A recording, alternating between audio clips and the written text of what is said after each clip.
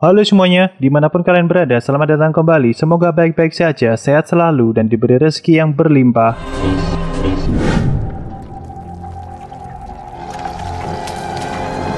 Diceritakan, seorang konglomerat bernama Li Xuan yang menghabiskan banyak uang untuk mendapatkan teluk hijau, sebuah suaka marga satwa laut demi proyek reklamasi lahan. Li Xuan memperkerjakan seorang ahli biologi bernama Jor untuk mengusir semua bentuk kehidupan biota laut dengan menggunakan teknologi sonar. Tanpa mereka sadari, teluk hijau merupakan rumah bagi para duyung. Tidak hanya itu, duyung yang merupakan spesies manusia setengah ikan juga terkena efek sonar yang dapat melukai tubuh mereka, bahkan menyebabkan kematian jika terkena paparan secara terus-menerus. Film ini diawali dengan diperlihatkannya Li Xuan yang sedang mengadakan pesta kolam renang di kediamannya. Di sana juga terdapat rekan bisnis sekaligus penyokong proyeknya yang bernama Nyonya Rowland.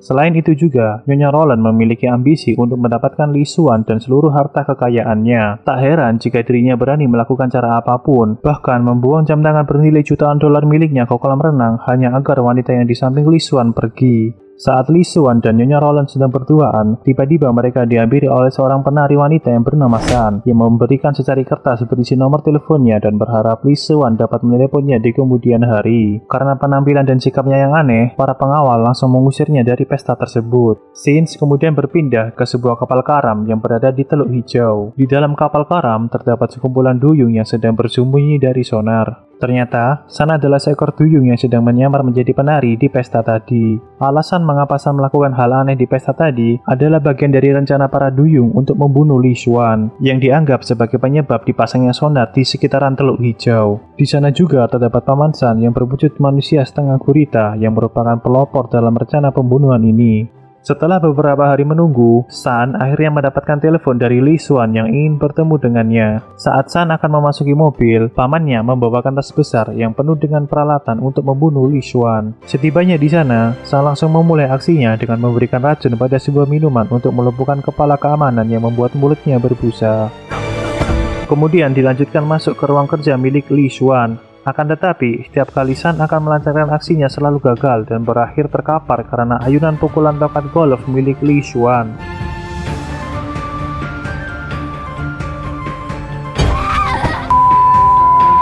Saat tersadar, San malah langsung diberi uang oleh Li Xuan agar dirinya pergi meninggalkan kantornya. Tetapi, San malah menolak uang tersebut dan malah mengajak Li Xuan untuk pergi ke sebuah karnaval. Sesampainya di karnaval, San membelikan Liu Shan seekor ayam bakar dan mengajaknya makan bersama. Di saat tersisa sepotong paha ayam, Li Xuan teringat masa lalu bersama ayahnya saat hidup miskin, di mana sang ayah selalu memakan sisa paha ayam dari keempat anaknya. Hal itulah yang memotivasi Li Xuan untuk menjadi orang sukses dan memiliki banyak uang. Kemudian Li Xuan memberikan cek kepada San karena telah mentraktirnya makan. Akan tetapi San malah membakar ceknya yang membuat Li Xuan penasaran tentang niat sebenarnya dari San. Li Xuan yang kesal dan bingung dengan tingkah laku San seketika berubah saat San tiba-tiba menyanyikan lagu yang mengingatkan masa kecilnya.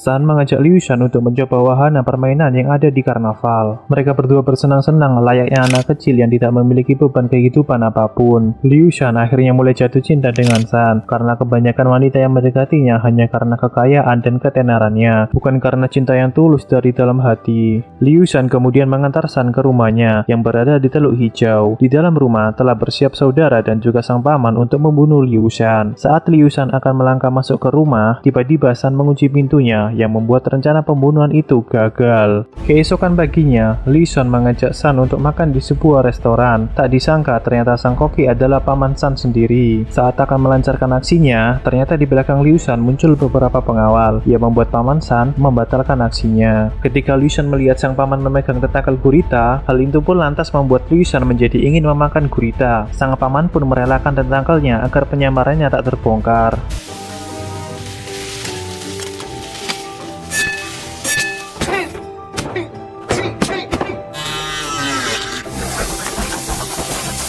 Saat San akan mengeluarkan belati dari tasnya, tiba-tiba Liu Shan menarik dan memasangkan cincin di jarinya. Liu Shan meminta San untuk menikah dengannya. San yang terkejut pun langsung membeberkan semuanya, bahwa sebenarnya dia akan membunuh Liu Shan, tetapi Liu Shan yang sudah jatuh cinta tidak mempedulikannya. Perdebatan mereka pun terhenti ketika Nyonya Roland tiba-tiba datang dan telah mendengarkan semua percakapan mereka. Hal itu pun membuat San ketakutan dan langsung pergi. Scene berpindah ke rumah Teluk Hijau, di mana sang paman memarahi San karena tidak kunjung membunuh Liu Shan. San kemudian didesak untuk mengatakan yang sejujurnya. Tak berselang lama, tiba-tiba pintu rumah diketuk oleh seseorang, dan ternyata yang datang adalah Liu Shan. Kesempatan itu pun langsung dimanfaatkan oleh para duyung untuk menangkapnya. Liu Shan pun tersadar dengan tangan yang terikat. Dia juga sangat ketakutan ketika melihat para duyung yang sedang terluka. Sang paman pun menjelaskan jika mereka semua terluka karena sonar yang dipasang di sekitaran teluk. Saat Liu Shan akan dibunuh oleh sang paman, San pun langsung memotong tentakelnya dan menyuruh Liu Shan kabur.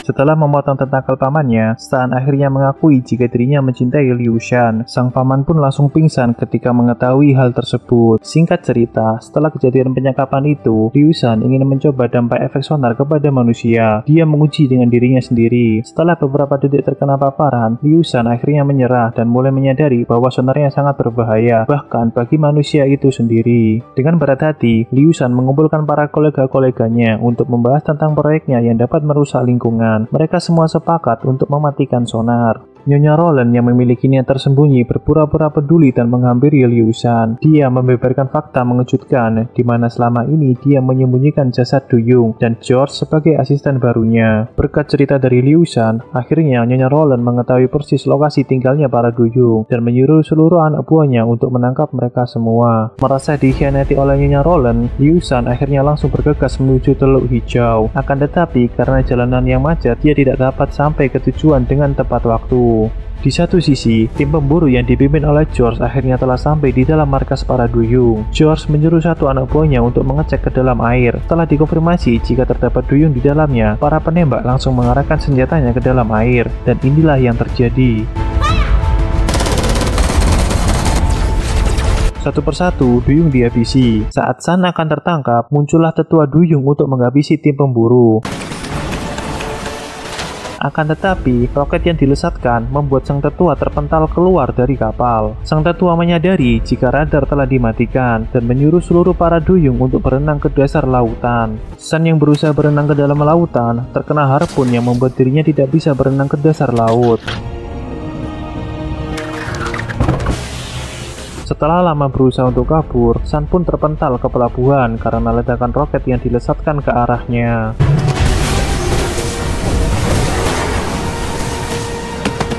Ketika Nyonya Roland menyuruh George untuk menembak San, seketika Liu Shan datang dan menyuruh semua orang untuk berhenti.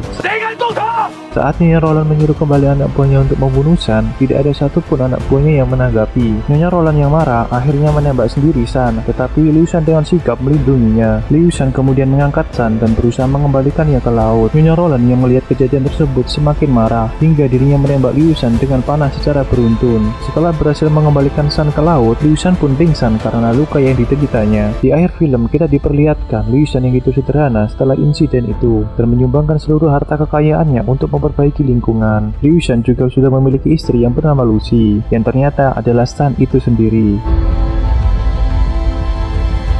Terima kasih telah menonton alur cerita film ini sampai akhir. Jika kalian ingin melihat alur cerita film lainnya, mohon dukungannya untuk like, comment, dan subscribe. See you next time.